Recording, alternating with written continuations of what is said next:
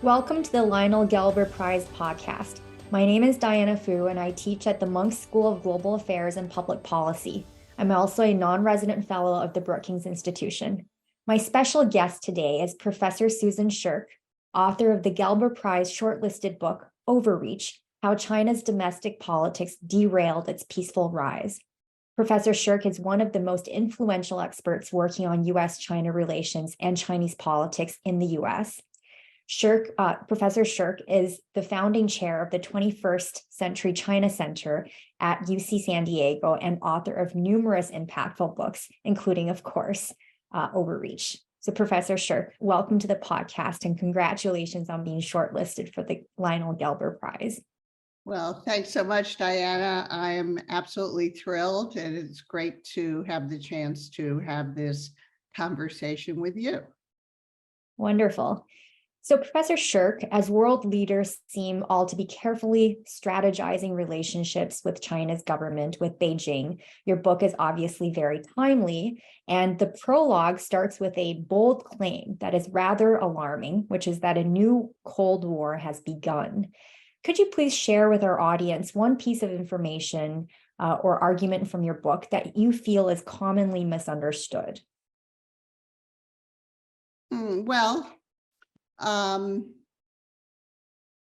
That's an interesting question, commonly misunderstood. I think the most surprising thing to many of the readers of my book is discovering that China's overreach, meaning its more aggressive foreign policy and its more repressive social control and state management of the economy, its overreach doesn't just begin with Xi Jinping. It begins back in the mid-2000s with Hu Jintao, between the first and second term of Hu Jintao. So Hu Jintao was a relatively weak leader who led a 9-person standing committee, a collective leadership. And this collective leadership didn't exercise much self-restraint or check one another. Instead, they went off in all different directions and pursued a kind of exaggerated policy that then came back to be harmful to China.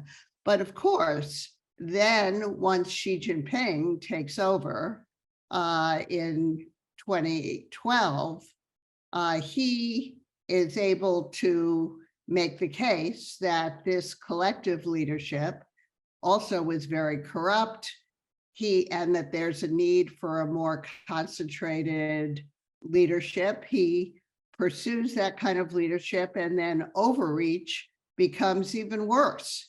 So we have two very different types of political institutions, all under the heading of Communist Party rule, and both of them lead to overreach. But over time, this overreach has become more extreme and more costly to China itself. Right. That's a very interesting point that you make early on in the book, is that while one might expect collective leadership to result in restraint, it actually resulted in overreach, but perhaps a different form and different degree of overreach from personalistic rule. For our audience who may not be familiar with the terminologies of collective leadership versus personalistic leadership or one-man rule, could you just explain that briefly? Sure. Well, of course, when Mao Zedong ruled China, he was very much a charismatic, strong leader, the leader of the revolution that was victorious in bringing Communist Party to power. And he ruled very much on his own. And as a result, he pursued a type of leadership that led to arbitrary decision-making. It was what Deng Xiaoping, after Mao died, Deng meaning the next leader of China, who had been Mao's colleague during the revolution, he said that that Mao's rule was the over-concentration of power and had led to arbitrary decision-making. So therefore, Deng tried to institutionalize the way the Communist Party ruled China by introducing this more collective leadership, which was the standing committee of the Politburo of the Chinese Communist Party, and also regular meetings of the other institutions within the party, especially the Central Committee. So he also introduced term limits, retirement ages, in order to institutionalize and make more stable Communist Party rule and prevent arbitrary decisions like the ones that Mao had made that were so very tragic for China, such as the Great Leap Forward and the Cultural Revolution. Right. And she shook that all up in terms of changing collective leadership or dismantling it in 2018, didn't he? And your book writes about that and about the things that you heard from people, the criticisms that you heard from the people. Do you want to comment on that? My book is based largely on interviews.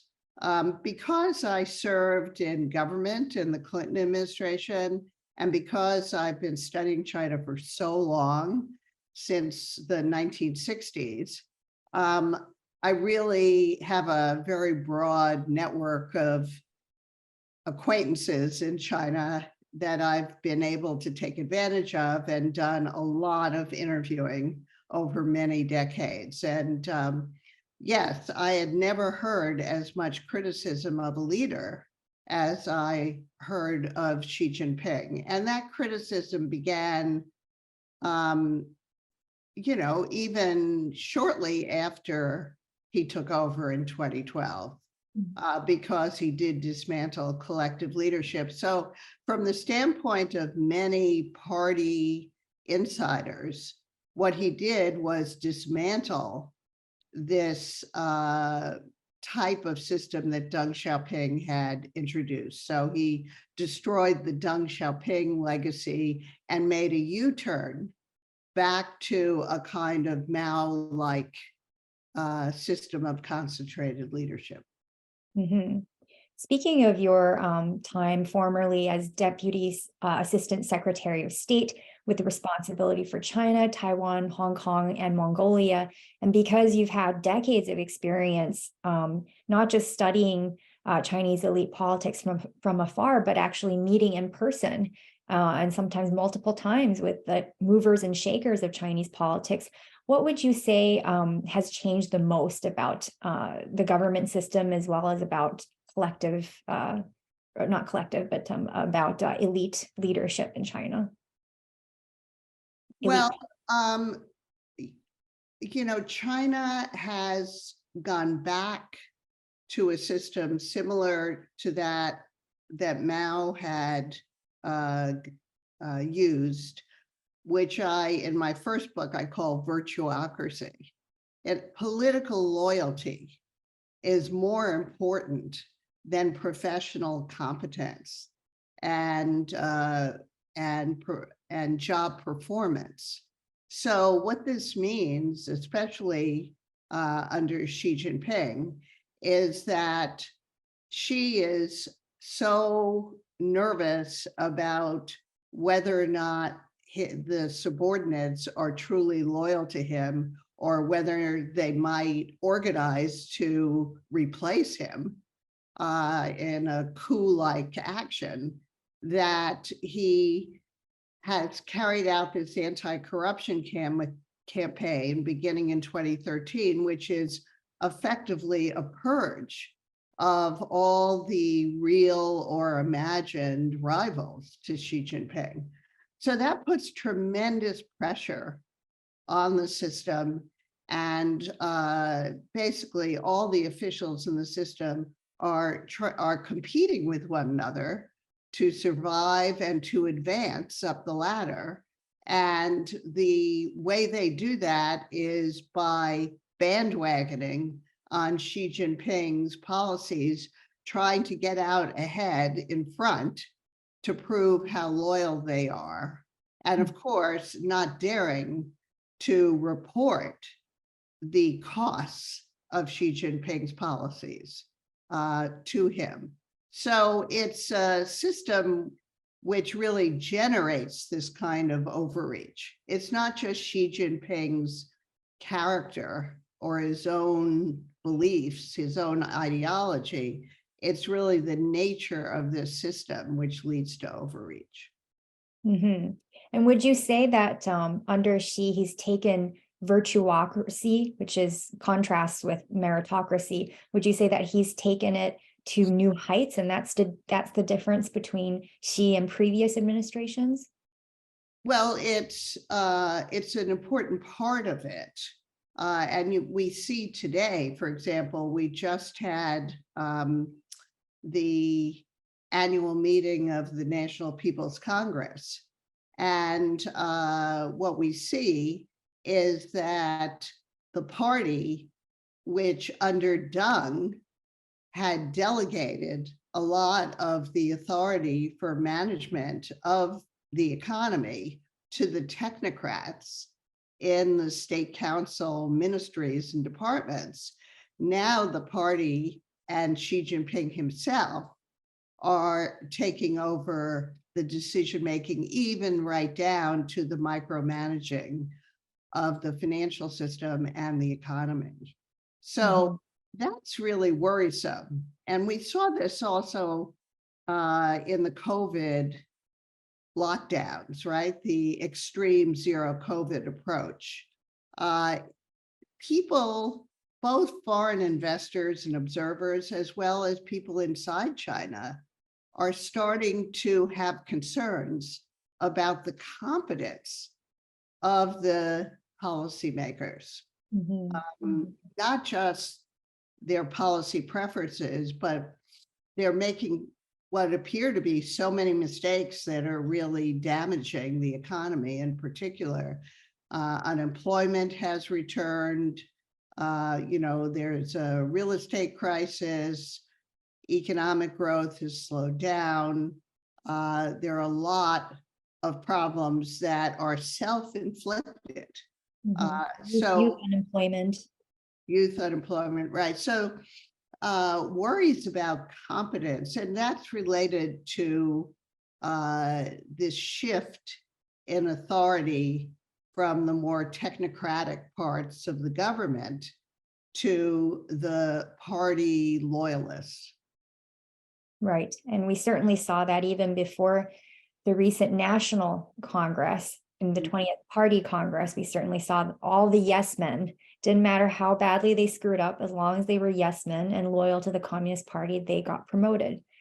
So I wanted to turn to a comparative perspective, because you have seen the belly of the beast in terms of the American bureaucracy and the American political system as well. I wanted to ask you your thoughts on comparing the two different bureaucracies and how policymaking really works. And I wanted to ask you this because, we often assume that there are pretty much no similarities between a system like the United States and that of China's, because one is authoritarian, one does not have elections, and the other one's democratic, and the other one has elections. But do you see any parallels between how the two governments work, or more precisely, how elites operate?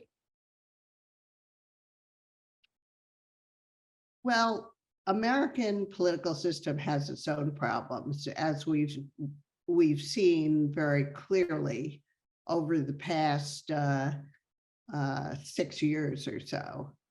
But I think they are really very different from China's political problems and the way it operates.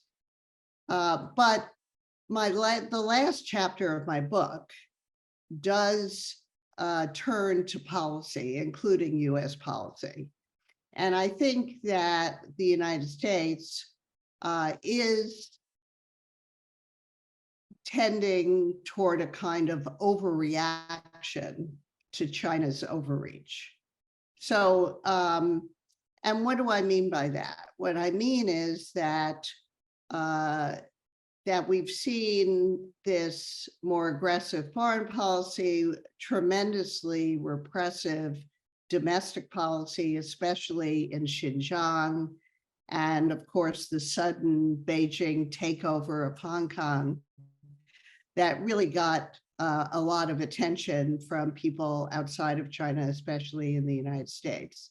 And so, and then we've had the Trump administration taking a pretty confrontational approach to China, and the Biden administration surprisingly sustaining a lot of the same confrontational approach and imposing sanctions, having very little actual diplomacy, negotiations with China.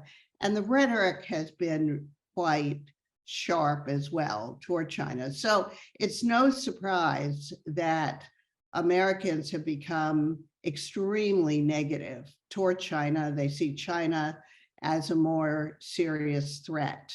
And so the politicians, especially in Congress, are kind of performing for the public by with this sharp rhetoric and by all sorts of legislation aimed at trying to punish China. Now, the objective is not very clear. What are we actually trying to do?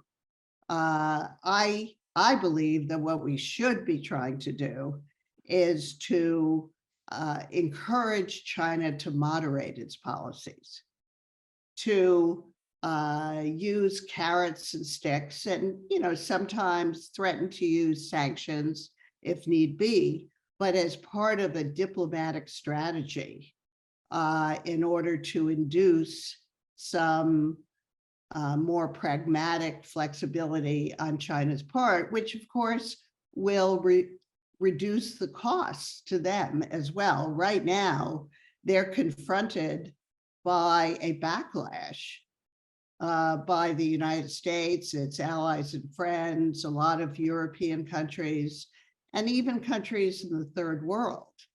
Many of them have turned against China. So I believe that what we need is to get back to trying more traditional diplomacy to see if it will work. I'm actually quite agnostic about whether or not it'll work. I'm not sure it will. I'm not sure that the Xi regime has the flexibility to adjust its policy or not. Frankly, I was pretty discouraged by this recent trip of Xi Jinping to Moscow, where he emphasized the alignment with Putin's Russia, even after, even in the middle of this brutal Ukraine war. So I'm not sure it'll work, but I feel that we need to test it. And what kind of carrots do you think might work? Well, I think what would work, of course, is reducing sanctions and to lift the trade tariffs that the Trump administration imposed and that we haven't lifted, even though they're more costly to Americans than they are to China. And similarly, with other sanctions related to visas for students from certain universities and certain scientific specialties, sanctions against Chinese companies, which is really kind of a proxy war against the Chinese government in order to prevent them from narrowing the gap with the West in technology. And and the kind of respect. Actually, I really think that despite his overreach, Xi Jinping really still values being respected internationally as a responsible global leader. Now, admittedly, China hasn't acted that way as it had previously.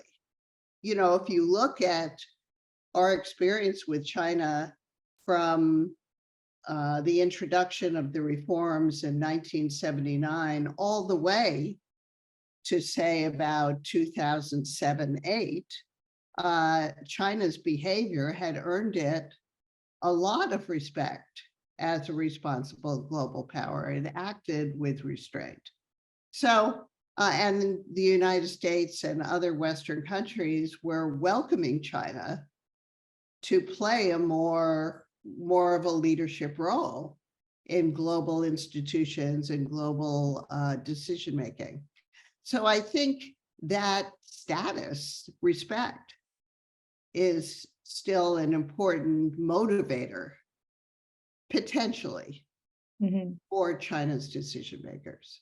Right, especially respect from Western democratic powers. If he does still care about that, could be one of the motivators.